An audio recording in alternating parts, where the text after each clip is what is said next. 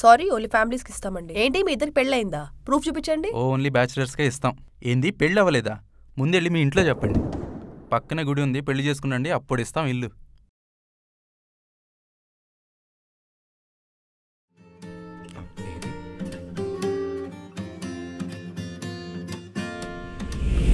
అబ్బా అమ్మా అబ్బి ఇంక నా వల్ల కాదు. 20 వెల్లులు తిరిగినాం, ఇంకా మనకు రూమ్ దొరకదు. ఇదొక్కటి లాస్ట్, పైగా బ్యాచిలర్స్ అని రాసుంది. బ్యాచిలర్స్ అని రాసుంది, బాయ్ గర్ల్ అని కాదు కదా. ఇదొక్కటి లాస్ట్ ప్లీజ్, పద చూద్దాం కదా. ప్లీజ్ ఎన్ని క్వశ్చన్స్ అడుగుతారు? Hi sir. ఏ హాయ్, చెప్పండి. అది టూలెట్ చూసొచ్చాం. ఓ, ముందెళ్ళి ఇల్లు చూసుకునండి. సార్ అంటే మేము చెప్పా కదమ్మా, ముందు ఇల్లు చూసుకునండి, ప్రశాంతంగా మాట్లాడుకుందాం. వెళ్ళు. ఏంటి పద.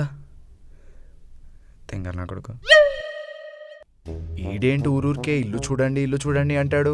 చండాలంగా ఉంటుందా ఏంటి? బాగానే ఉందే, అయినా అడిగితే ఏం చెప్దాం? ఏం టెన్షన్ పడకుండా చాలా క్యాజువల్గా ఫ్రెండ్స్ కానీ కజిన్స్ కానీ అని చెప్దాం. నాకు ఇది కూడా డౌటే. పద చూద్దాం ఏమంటాడు.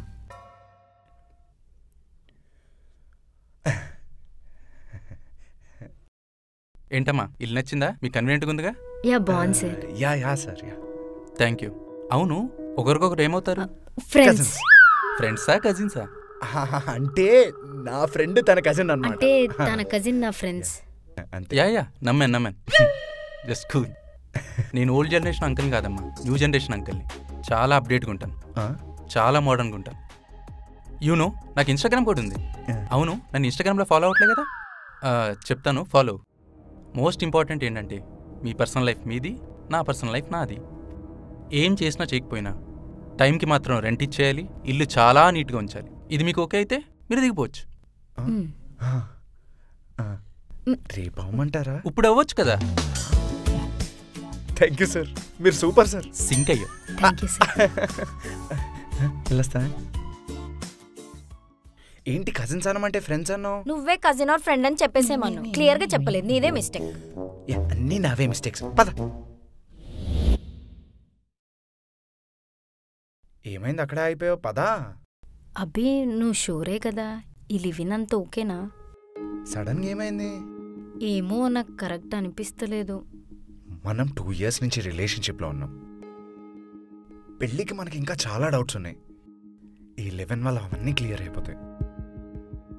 ఇలాగే ఆ సింధు సూర్య కూడా లివిన్ లో ఉన్నారు, తర్వాత బ్రేకప్ అయిపోయింది. ఇప్పుడు మాటలు కాదు కదా, అసలు నోట్లకెళ్ళి తెరిస్తే మొత్తం బూతులే వస్తున్నాయి. ఏమో మనకు కూడా అలానే అవ్వచ్చేమో. ఏయ్ ఊరికే అన్నాలే, ట్రస్ట్ మీ.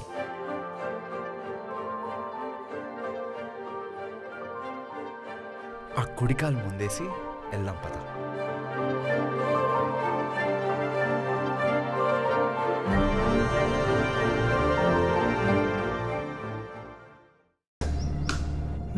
తల్లి కూతుళ్ళు రోడ్డు మీద ఏం డ్రామాలు ఆడుతున్నారే. నా ఆస్తిలో నీ కూతురుకు ఒక్క రూపాయి కూడా ఇవ్వను. అయినా ఇక్కడికి వచ్చి అడుక్కుంటున్నావు, సిగ్గుందా? ఒరే, చెల్లితో అలాగేనా మాట్లాడేది? ఇంకోసారి అది ఇక్కడికి వచ్చిందో నిన్ను కూడా బయటికి గింటేస్తా. ఇంకెప్పుడైనా ఇంటి దగ్గర కనిపించావో